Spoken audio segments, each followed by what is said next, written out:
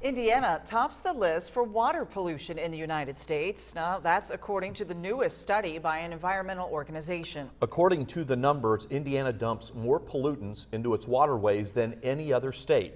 News 10's Patsy Kelly is live on Maple Avenue in Terre Haute with details. Patsy?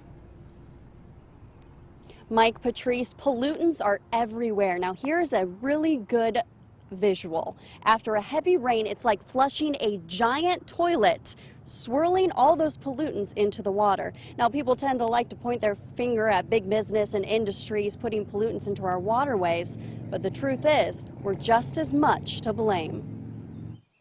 Do you know what's in your water? Mercury, nitrates, lead, E. coli. These all contaminate Wabash Valley waterways. People dumping refrigerators and freezers in the stream. We're worried about things like mercury that lasts a long time in the water, and it comes from some of these freezers and refrigerators. And septic systems are a huge deal.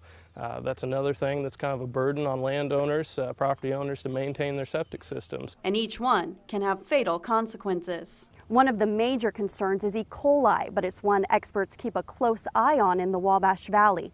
They test the levels of the water, such as this, on a weekly basis. But that doesn't stop it from happening. Anything like ducks can contribute to E. coli pollution. Cows next to streams, in streams. E. coli standards, if they get too high, you can't swim in it.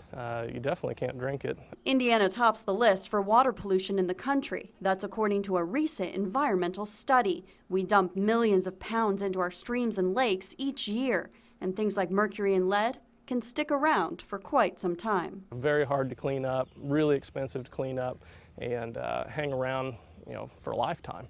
And things like mercury get absorbed into fish tissue that actually are very harmful in the right amount and in the right doses. We blame the pollution on big business, and that assumption is correct.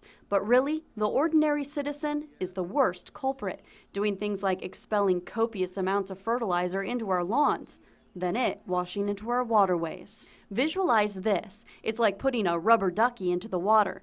One is fine, but not just one person is suffocating our streams. Monitoring stations that monitor these big businesses, and I'm not saying they don't pollute, because obviously they do at least a little bit, but there's things that are unmonitored, like nitrates coming off our yards, how much E. coli is being flushed in. There's so much of this stuff that is hard to keep track of. Water quality's gotten a lot better in the past 20 years, but there's still a long way to go, and it can't be done without you. The Vigo County Parks Department says we shouldn't have any reason to worry about Wabash Valley water, especially in Vigo County. They check them regularly. But there is a way to make sure that you and your family are staying safe. If you're going boating or you're going fishing, you can check out a website that tells you what each river, stream, and lake has in it, what kind of pollutant it has in it. So you can check out our website for more information about that, and I'll have a link on there for you to take with you. Reporting live in Vigo County, I'm Patsy Kelly. Back to you, Patrice. Interesting story. Thank you, Patsy.